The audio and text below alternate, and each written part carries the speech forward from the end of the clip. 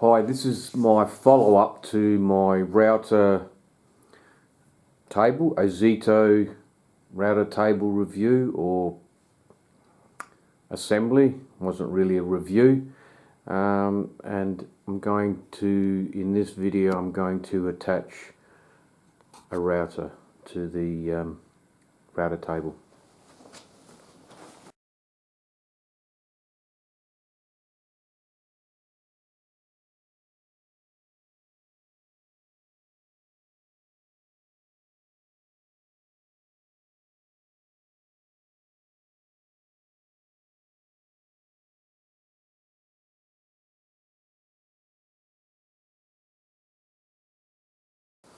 I'm going to start off by just attach the table to this other table with a couple of screws just to maybe not.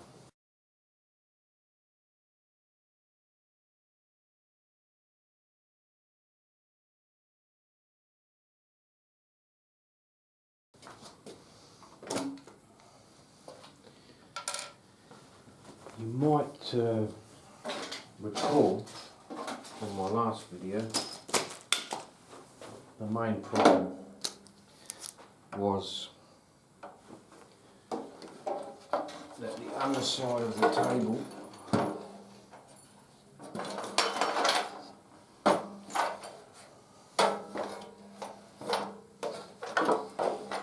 had an area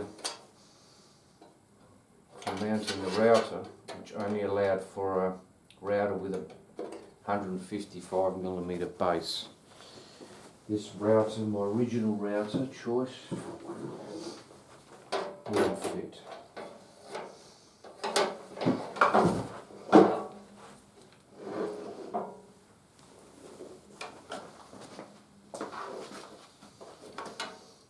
It was too big. So we had to go to a follow-up router.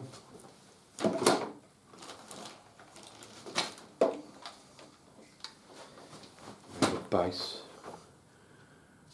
measures 155 in one direction. So mount that.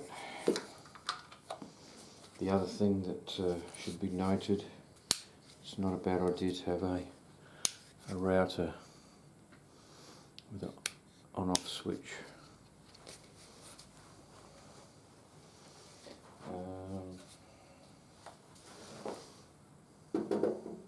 So as you can see,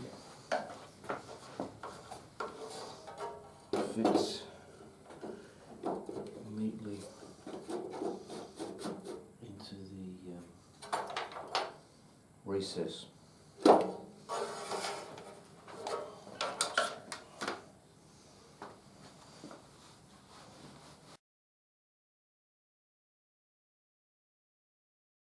We'll fit a router. This is a pretty cheap set of router bits, but we'll fit one to the router before we fit the router to the base, to the router table rather.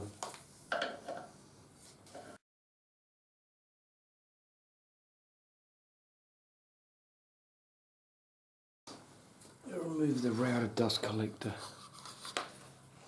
and the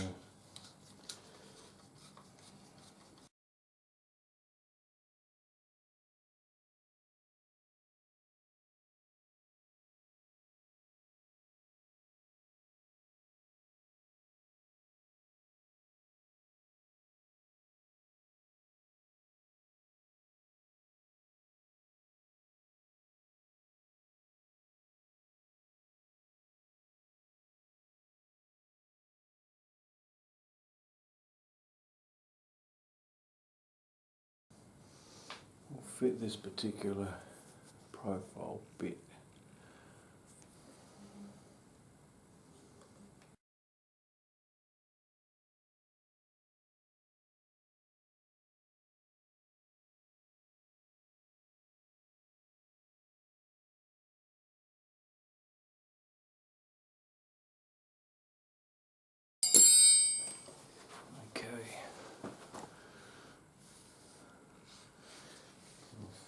router.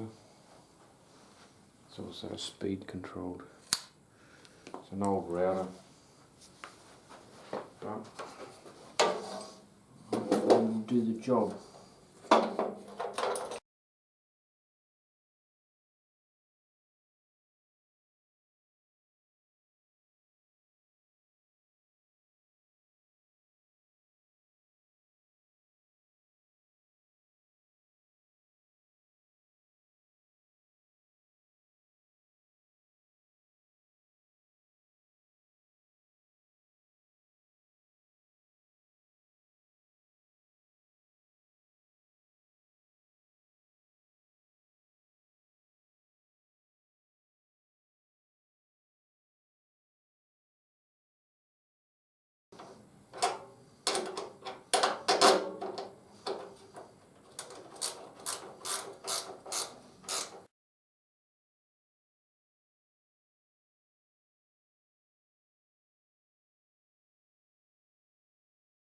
Once it's attached firmly, plug the router in. Cord's going to be a little bit loose, but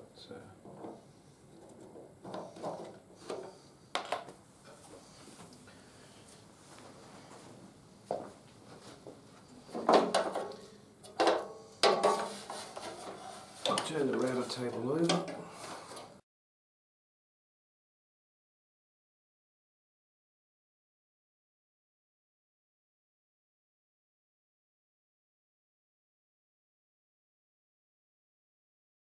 So that's our power supply.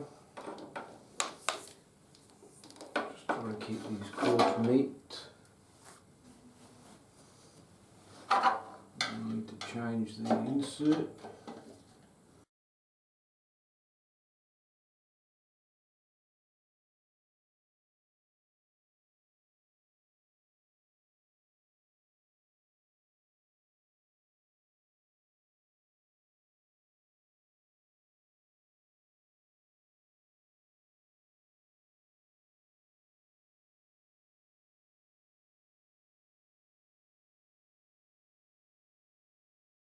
You have to do it the old-fashioned way. With the router not being bolted down, it's not very easy. Anyway, we've got that done. So the router is in position. Let's put in a appropriate insert.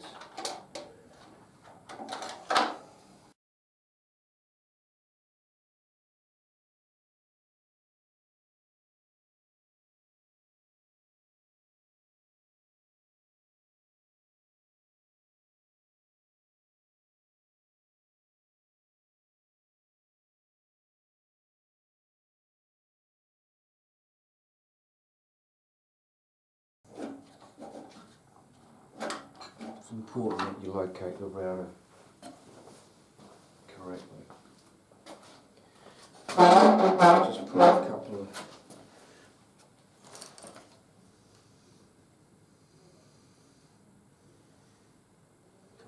screws.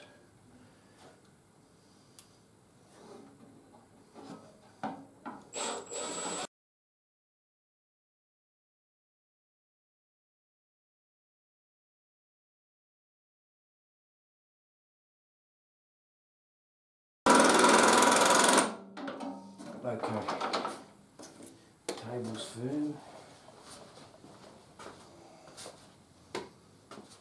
Let's make a shop vac of sorts.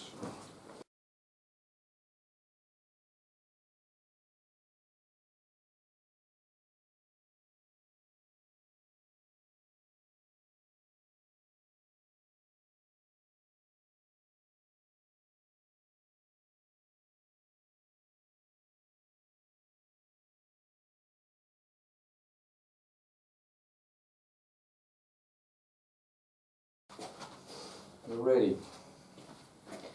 Now, let me just check one little item.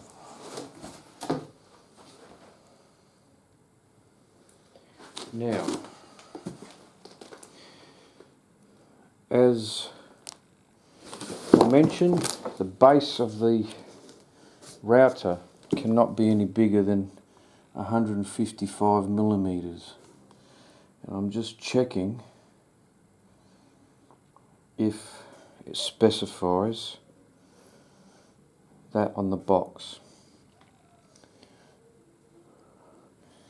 I can't see anywhere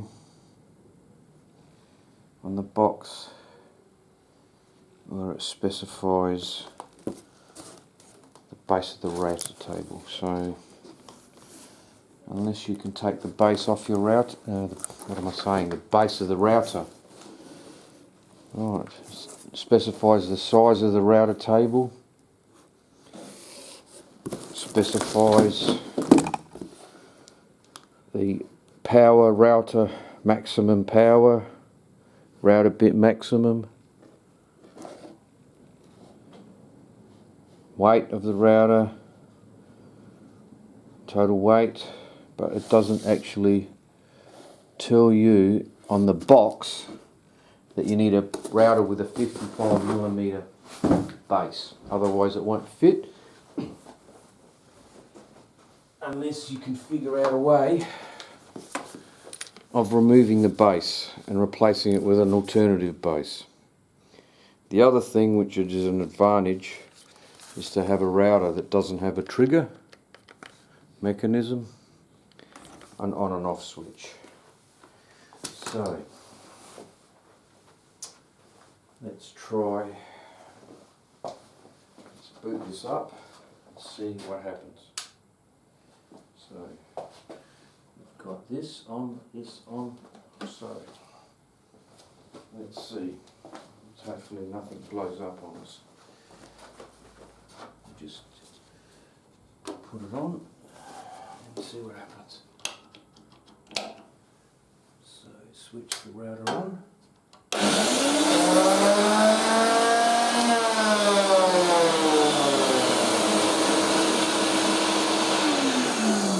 Yes, router switches on and the vacuum switches on at roughly the same time. So let's just do a test run. We'll fit the table in position. Let's find a piece of timber to run through the router.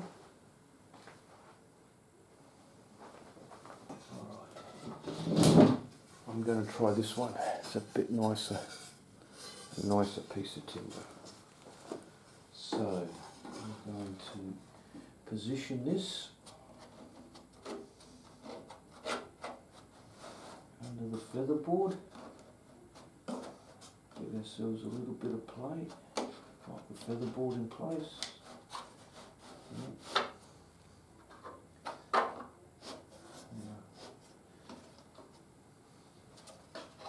This needs to come, the table needs to come a fair bit forward, rear fence. There's also a bearing on the router bit, which should help. Let's just try it in that position. Lock that fence in, lock that fence in. And lift this featherboard, and move this featherboard forward. Approximately where we want it. So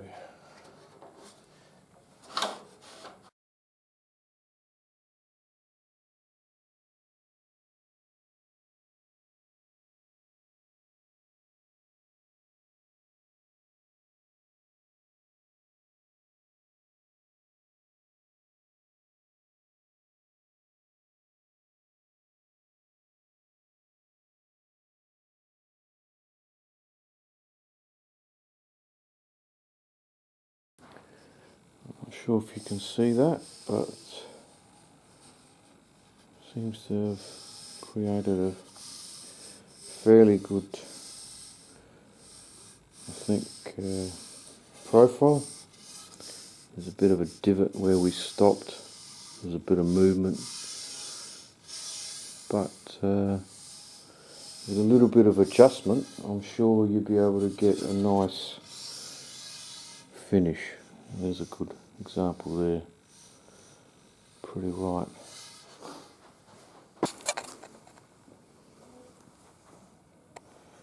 There is almost no dust.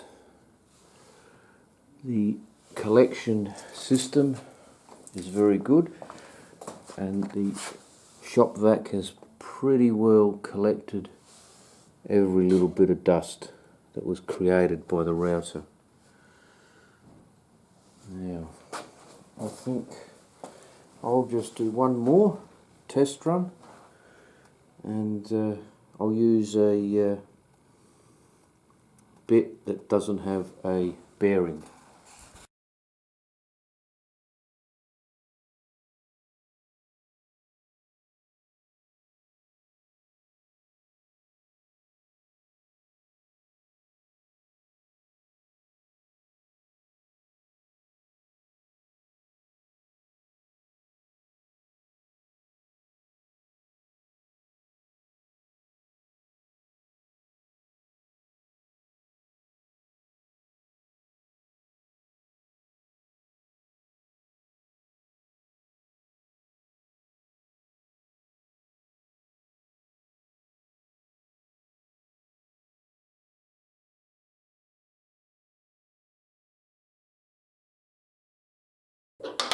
The location of the on-off switch creates a bit of a obstruction to taking the bits on and off. This probably should be mounted in this area, out of the way, so that the router bits can be mounted a little bit easier. So, router bit mounted. Let's lift the router. Now that the table's actually screwed down, it's a little bit easier to lift the router and lock it into place. Ideally, if you'd want a router lifter, which for the price you pay for this router table, you're not going to get that.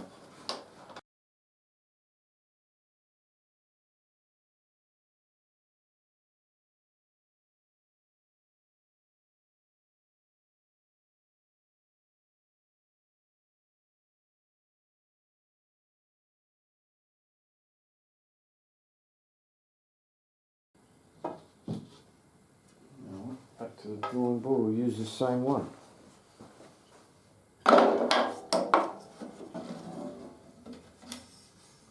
Let's run it this way. Maybe we can go.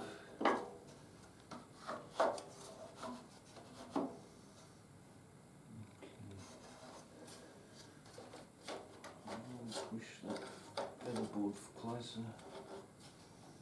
You need some adjustment with your feather boards if you're going to do panels. Well, let's give it a shot. Put the power back in.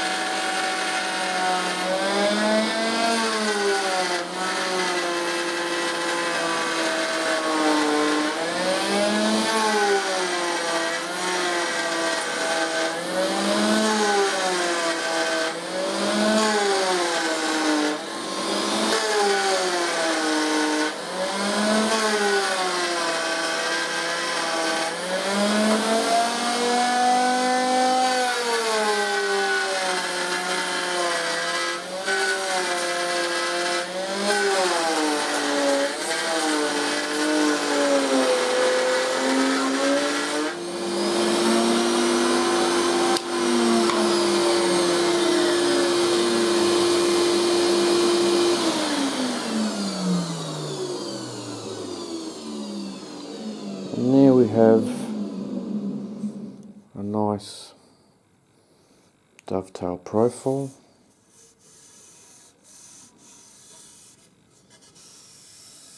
It's fairly smooth all the way along. It's much better than the other one. So that's good. It's very good. Considering the limits that we've got to work with. The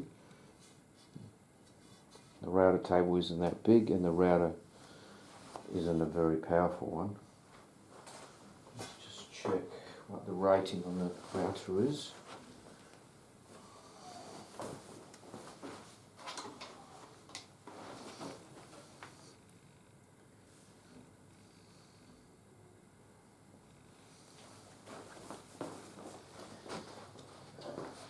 So, okay. It's 850 watt router. So,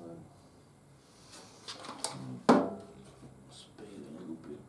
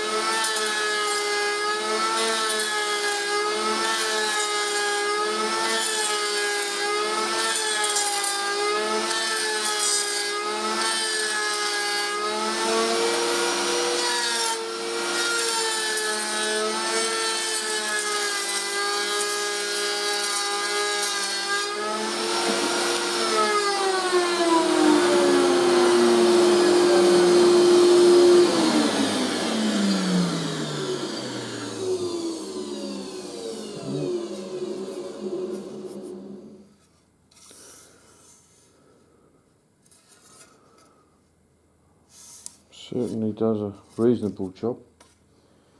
A little bit of fine tuning and you can get a much better job. I'm pretty sure of that.